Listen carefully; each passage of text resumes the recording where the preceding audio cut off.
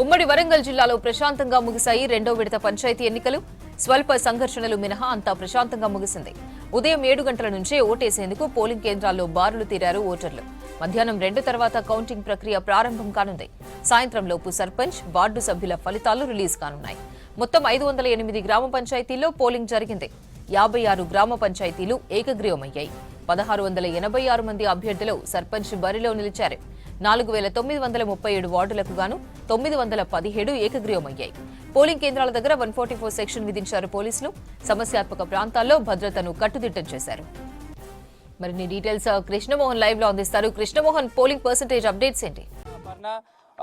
వరంగల్ ఉమ్మడి జిల్లా వ్యాప్తంగా కూడా 27 మండలాలలో ఇప్పుడే పోలింగ్ ముగిసింది. ఓటర్లంతా కూడా ఉదయం నుంచి 7 గంటల నుంచి తమ ఓటు హక్కును వినియోగించుకున్నారు. కరెక్ట్గా 1 o'clock కావడంతో ఈ పోలింగ్ స్టేషన్లలో ఆర్ఓ అధికారులంతా కూడా గేట్లను క్లోజ్ చేస్తున్నారు. దీనికి సంబంధించినటువంటి ప్రధాన గేట్ ఉంది. పోలీసులు కూడా కౌంటింగ్ సంబంధించినటువంటి భద్రతలో భాగంగానే వాళ్ళంతా కూడా ఉన్నారు. ప్రస్తుతం 1 o'clock కావడంతో గేటును కూడా క్లోజ్ చేసేస్తున్నారని చెప్పొచ్చు. ప్రస్తుతం ఇప్పుడు ఇంతకు ముందు వరకు కూడా ఓటు వేయడానికి 1 తర్వాత లోపలికి వచ్చిన వాళ్ళు, అంటే 1 లోపల వచ్చిన వాళ్ళకు మాత్రమే ఈ ఓటు వేయడానికి టోకెన్లు ఇచ్చి మరీ పంపించారు. అట్లాంటి వాళ్ళు కొంతమంది మాత్రమే ఓటుకు సంబంధించినటువంటి వాళ్ళు కొన్ని చోట్ల కనిపిస్తుంది. అది మేజర్ గ్రామ పంచాయతీలో. మిగతా చోట్ల దగ్గర చూస్తే ఎక్కడ కూడా ఓటర్లు 1 o'clock వరకే తమ ఓటు హక్కును వినియోగించుకున్నారు. అయితే ఓటింగ్ సార్లు ఎట్లా జరిగింది, ఓటింగ్ పర్సంటేజ్ ఎట్లా ఉందో కూడా తెలుసుకుందాం సార్. అంటే మీకు సంబంధించి ఉదయం నుంచి ఎట్లా జరిగింది పోలింగ్? 7 గంటలకు ఎక్కువ మంది వచ్చారా? తర్వాత ఏ టైంలో ఓటర్లు ఎక్కువ మంది వచ్చారు? 11 గంటల టైంలో ఎక్కువ మంది వచ్చారండి. ఇప్పుడు ఆల్మోస్ట్ మనకి 2870 మంది ఉన్నారు ఇక్కడ ఈ గీసుగొండ గ్రామ పంచాయతీలో. మనం 12:45 వరకు కనుక లెక్క చేసినట్లయితే 90% దాకా పోల్ అయింది. 2480 మంది దాకా పోల్ అయ్యారండి. సో కొంతమంది లైన్లో ఉన్నారు, వాళ్ళు కూడా వేయించాం. తర్వాత ఇప్పుడు ఆల్మోస్ట్ ఒక 2-3 1 o'clock లోపు వచ్చేసారు. వాళ్ళకు కూడా టోకెన్స్ ఇచ్చేసి వేసేసుకుంటాం. సో ఎట్లా జరిగింది అనుకుంటున్నారు? ఇలా సండే ఎఫెక్ట్ ఏమైనా కనిపించిందా? చలి ఎఫెక్ట్ ఏమైనా కనిపించిందా? ఓటర్లు వచ్చే తీరు ఎట్లా ఉంది? మార్నింగ్ కొంచెం చలి ఎఫెక్ట్ ఉందండి. తర్వాత కొద్దిగా ఓటర్లందరూ చాలా ఉత్సాహంగా వచ్చి ఓటేయడం జరిగింది.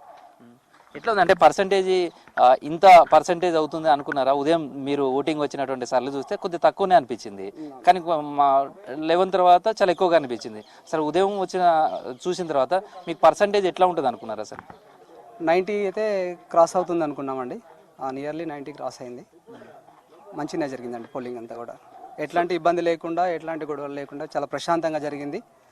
గీసుగొండ గ్రామ పంచాయతీలో పోలింగ్ చాలా ప్రశాంతంగా ఉందండి. సో దీని తర్వాత జరిగేది చాలా కీలకమైనది, కౌంటింగ్ సంబంధించినటువంటిది. కౌంటింగ్ మొన్నటి ఫస్ట్ ఫేజ్లో అయితేనేమో చాలా చోట్ల లేట్ అయింది. దానికోసం ప్రత్యామ్నాయం ఏర్పాట్లు కూడా చేశామనేది అధికారులు చెప్తున్నారు. అంటే మీ దగ్గర ఎట్లా ఈ కౌంటింగ్ సంబంధించినటువంటి ఏర్పాట్లు ఎట్లా చేసుకున్నారు? యాక్చువల్గా మనము ఒక వార్డు తర్వాత ఒక వార్డు కౌంట్ చేయాలండి లెక్క ప్రకారము. ఫస్ట్ వార్డు మెంబర్స్ కౌంట్ చేసిన తర్వాత సర్పంచ్ కౌంట్ చేస్తాం. అయితే ఇప్పుడు మనం ఏం చేస్తున్నాం అనంటే 2 కౌంటర్స్ పెడుతున్నాం. అంటే ఒకే టైంలో 2 వార్డ్స్ కౌంట్ చేయడానికి మనము పర్మిషన్ తీసుకున్నాము. ఆ రకంగా మనం కౌంట్ చేయడానికి సిద్ధంగా ఉన్నాం. సో మొత్తం కౌంటింగ్ ఇక్కడ వరకు ఇది చూస్తే ఇది చాలా మేజర్ గ్రామ పంచాయతీ ఉన్న వాటిలలో ఇక్కడ పూర్తిగా కౌంటింగ్ పూర్తి కావడానికి వార్డు మెంబర్లుగా సంబంధించినటువంటి కౌంటింగ్ కావచ్చు, అదేవిధంగా సర్పంచ్కి సంబంధించినటువంటి ఈ కౌంటింగ్ అంతా కూడా ఎప్పటి వరకు పూర్తవుతుందని మీరు అప్రాక్సిమేట్లీగా అంచనా వేస్తున్నారు? అంత ఖచ్చితంగా ఏమైతే అంచనా వేయలేనండి. మాకు సాధ్యమైనంత తొందరగా ఖచ్చితంగా కౌంటింగ్ చేస్తామని చెప్తున్నాం. ఎంత తొందరగా వీలైతే అంత తొందరగా. సో ఉప సర్పంచ్కి సంబంధించి కూడా దీని తర్వాత ఎట్లా ఉంటుంది? తర్వాత కౌంటింగ్ ఇదంతా పూర్తయిన తర్వాత ఈ బ్యాలెట్ బాక్సెస్ కావచ్చు, ఇవన్నీ కూడా మళ్ళీ ఎక్కడికి తరలిస్తారు? దీని తర్వాత నెక్స్ట్ ప్రాసెస్ ఎట్లా ఉంటుంది? ఈ కౌంటింగ్ అంతా కంప్లీట్ అయిపోయిన తర్వాత మనం బ్యాలెట్ పేపర్లని, బ్యాలెట్ బాక్స్లు అన్నిటి కూడా ఎంపీడీఓ గారికి హ్యాండ్ ఓవర్ చేయడం జరుగుతుందండి. ఇక తర్వాత వాళ్ళు ఎక్కడికి చేస్తారు? వాళ్ళు స్ట్రాంగ్ రూమ్కి తరలిస్తారు. వాళ్ళ దగ్గర ఉన్నటువంటి స్ట్రాంగ్ రూమ్కి తరలిస్తారు. సో అపర్ణ, ఉదయం వచ్చినటువంటి పోలింగ్ సార్లు చూస్తే ఉదయం 7 గంటల నుంచి 9 గంటల వరకు కొంత పబ్లిక్ తక్కువగా ఉంది ఓటర్లు. అంటే ఒకటేమో సండే కావటం హాలిడే, రెండోది చలి తీవ్రత కూడా ఎక్కువగా ఉంది. దీంతో ఓటు వేయడానికి ఉదయం నుంచి 7 గంటల నుంచి 9 గంటల వరకు కొంత ఓటర్ల సంఖ్య చాలా తక్కువగా కనిపించింది పోలింగ్ బూతుల దగ్గర. కానీ 9 తర్వాత చూస్తే ఒక్కసారిగా ఓటర్లు తమ ఓటు వేయడానికి వచ్చారు.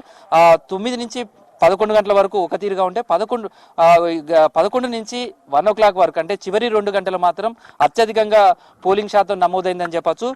వరంగల్ ఉమ్మడి జిల్లాకు సంబంధించి చూస్తే ఇటు వరంగల్ కావచ్చు, అదేవిధంగా హన్మకొండ, అటు జనగామ, భూపాలపల్లి, ములుగు, మహబూబాద్ ఈ 6 జిల్లాలకు సంబంధించి చూస్తే వరంగల్ జిల్లాలో దాదాపు 80% వరకు కూడా అప్రాక్సిమేట్లీ పోలింగ్ శాతం నమోదైందనేది అధికారులు ఇస్తున్నటువంటి సమాచారం. అదేవిధంగా హన్మకొండ జిల్లాలో కూడా 83% వరకు కూడా 1 o'clock వరకు నమోదైనట్టుగా చెప్తున్నారు. సేమ్ టైంలో చూస్తే ములుగు జిల్లాకు సంబంధించి రూరల్ ప్రాంతం, ఏజెన్సీకి సంబంధించినటువంటి ప్రాంతం, ఇక్కడ ఓటింగ్ సంబంధించి కూడా చూస్తే ఉదయం నుంచి పడుతున్నటువంటి సరళి చూస్తే కూడా కంటిన్యూగా మార్నింగ్ నుంచి మిగతా ప్రాంతాల కంటే కూడా ములుగు జిల్లాలో ఉదయం నుంచే ఓటర్లు బారులు తీరి కనిపించారని చెప్పొచ్చు. అయితే పోలింగ్ కేంద్రాల దగ్గర ఒకటేమో వచ్చినటువంటి ఓటర్లకు సంబంధించి అనారోగ్యంతో ఉండొచ్చు, లేకపోతే వాళ్ళు వికలాంగులు అయి ఉండొచ్చు, లేదా అట్లాంటి వాళ్ళు వృద్ధులై ఉండొచ్చు. అట్లాంటి వాళ్ళకు కూడా వీల్ చైర్స్ ఏర్పాటు చేయడం కావచ్చు.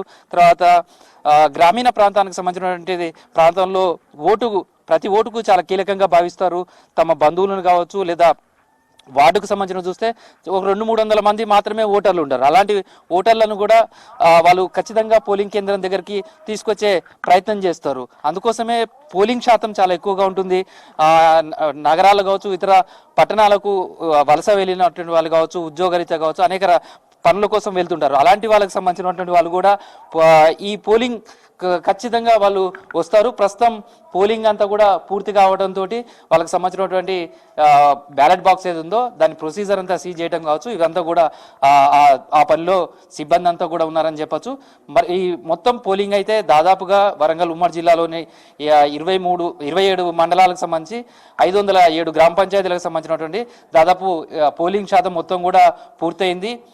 ప్రస్తుతం బ్యాలెట్ బాక్సులు ఇవన్నీ కూడా సీజ్ చేస్తున్నారు. 2 గంటలకు కౌంటింగ్ జరుగుతుంది. కౌంటింగ్ సంబంధించి కూడా ప్రత్యేకమైనటువంటి ఒక హాల్ ఏర్పాటు చేశారు.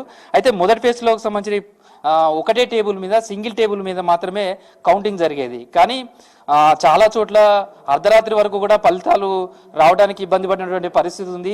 దీంతో ఈసారి అట్లాంటి ఇబ్బందులు లేకుండా కౌంటింగ్ సంబంధించి కావచ్చు అవన్నీ కూడా త్వరగా పూర్తి చేసే విధంగా కొన్ని చర్యలు తీసుకున్నారు. ఓటర్ల సంఖ్యను బట్టి అంటే 2000 నుంచి 3000 లోపల ఉన్నటువంటి ఓటర్ల దగ్గర మాత్రం 2 టేబుల్స్ను అదనంగా ఏర్పాటు చేస్తున్నారు.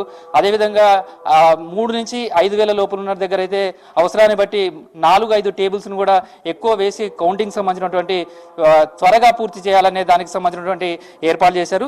ప్రస్తుతం పోలింగ్ అంతా ముగిసిన తర్వాత దానికి సంబంధించినటువంటి ఎంతమంది ఓటర్లు వేశారు, దానికి సంబంధించినటువంటి ప్రొసీజర్ అంతా ఉంటుంది. అంటే ఉదయం నుంచి జరిగిన పోలింగ్ ఏ విధంగా జరిగింది, తర్వాత ఎంతమంది ఓటర్లు వేశారు, తర్వాత సీల్ చేయడం కావచ్చు, తర్వాత ఎలక్షన్ కమిషన్కు ఇక్కడ ఉన్నటువంటి పోలింగ్ సిబ్బంది కొన్ని నామ్స్ ప్రకారం పేపర్స్ అన్ని కూడా సబ్మిట్ చేయాల్సి ఉంటుంది. అవన్నీ సబ్మిట్ చేసిన తర్వాత మాత్రమే కౌంటింగ్ సంబంధించినటువంటిది ప్రక్రియ మొదలుపడుతుంది. ఇదే కొంత ఆలస్యం కావడానికి కూడా మొదటి దశలో కనిపించింది. దాంతో సిబ్బందికి ముందే ఇన్స్ట్రక్షన్స్ ఇచ్చారు. ఎవడైతే పోలింగ్ పూర్తయిన తర్వాత కూడా రికార్డ్స్ కావచ్చు అవన్నీ కూడా ప్రొసీజర్ అవంతా కూడా త్వరగా పూర్తి చేసి ఖచ్చితంగా కౌంటింగ్ సంబంధించినటువంటి దాంట్లో ఇబ్బంది లేకుండా చూడాలి అనేది చెప్పారు. దానికి తగ్గట్టుగానే కౌంటింగ్ సంబంధించినటువంటిది తొందరగా జరిగే విధంగా ఏర్పాట్లన్నీ కూడా చూసుకుంటున్నారని చెప్పచ్చు. ప్రస్తుతం అయితే సిబ్బంది అంతా కూడా పోలింగ్ ముగియడంతో మిగతా కౌంటింగ్ సంబంధించినటువంటి ప్రొసీజర్లో వాళ్ళంతా కూడా నిమగ్నం అవుతున్నారు. 2 గంటల తర్వాత ఎవరైతే సర్పంచ్ పోటీ చేశారో వాళ్ళకి సంబంధించినటువంటి ఏజెంట్లుగా 2, అదేవిధంగా వార్డు మెంబర్కు సంబంధించినటువంటి వాళ్ళలో ఒక్కరిని ఏజెంట్గా అవకాశం ఇస్తారు. వాళ్ళకు 2 గంటలకు వాళ్ళందరికీ కూడా పాసులను కూడా స్పెషల్గా పాసులను డిస్ట్రిబ్యూట్ చేస్తారు. ఆ పాసులు ఉన్న వాళ్ళు ఏజెంట్లను మాత్రమే లోపలికి రానిస్తారు. అక్కడ మాత్రమే అవన్నీ కూడా ఏజెంట్లు కానీ అవన్నీ వచ్చిన తర్వాత టేబుల్స్ అవన్నీ కూడా రెడీ అయిన తర్వాత 2:30 తర్వాత ఈ కౌంటింగ్ అంతా కూడా జరుగుతుంది.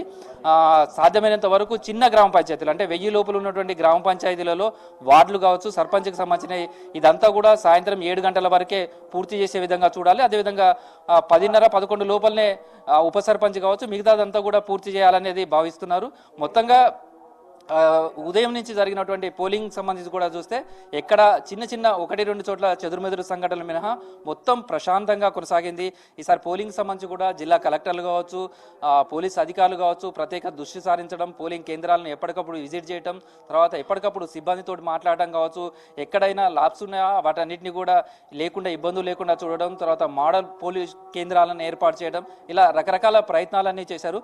మొత్తం ఒకవైపు సండే ఎఫెక్ట్ వీకెండ్స్ కొంత ఎఫెక్ట్ కూడా ఉదయం కూడా కనిపించినా చివరి నిమిషంలో మాత్రం భారీ స్థాయిలోనే ఓటింగ్ శాతం నమోదైంది. దీంతో అధికారులు భావించినట్టుగానే ఈ అన్ని జిల్లాలలో కూడా 80% పైగా ఓటింగ్ శాతం నమోదైంది అనేది తెలుస్తుంది. 2 గంటలకు ఇప్పుడు పోటీ చేసినటువంటి అభ్యర్థుల భవితవ్యం ఎవరు సర్పంచులుగా వాళ్ళ గ్రామాలకు ఎన్నిక కాబోతున్నారు, ఎవరు వార్డు మెంబర్లుగా పదవి చేపట్టబోతున్నారు అనేది మాత్రం ఇవాళ రాత్రి వరకు పూర్తిగా సమాచారం అందే అవకాశం ఉంటుంది. అపర్ణ.